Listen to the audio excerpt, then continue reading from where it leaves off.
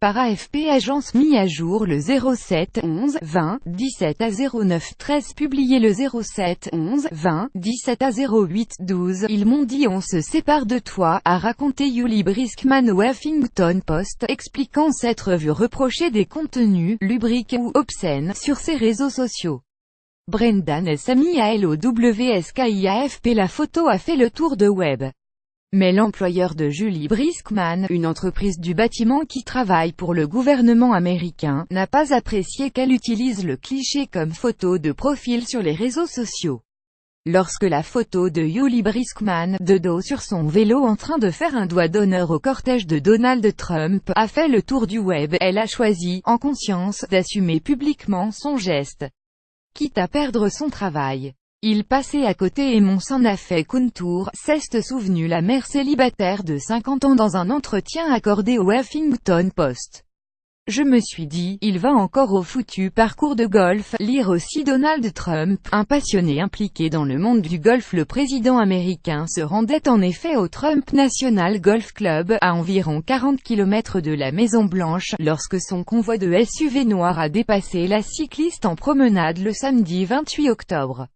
Brendan Smialowski, photographe de l'agence France Presse à la Maison-Blanche, a immortalisé le geste grossier qui est rapidement devenu viral. On ne sait jamais ce qu'on peut voir. On ne sait jamais ce qui peut se passer, explique-t-il, assurant que lorsqu'il se trouve dans le cortège présidentiel, il garde toujours le doigt sur le déclencheur. Une fois que le convoi l'a dépassé, elle a réussi à revenir à la charge. Brendan Smialowski, photographe à l'agence France Presse, ce qui rend cette cycliste unique, c'est sa ténacité. Une fois que le convoi l'a dépassé, elle a réussi à revenir à la charge à la faveur d'un feu rouge pour partager son ressentiment à nouveau, se souvient Brendan Smialowski une dizaine de jours après l'incident.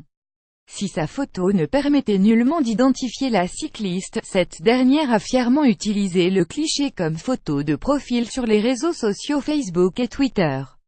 Une revendication qui n'a pas plu à ses employeurs chez Akima LLC, une entreprise du bâtiment qui travaille pour le gouvernement américain et l'armée des États-Unis. 3 jours plus tard, ils ont signifié à la responsable marketing son licenciement.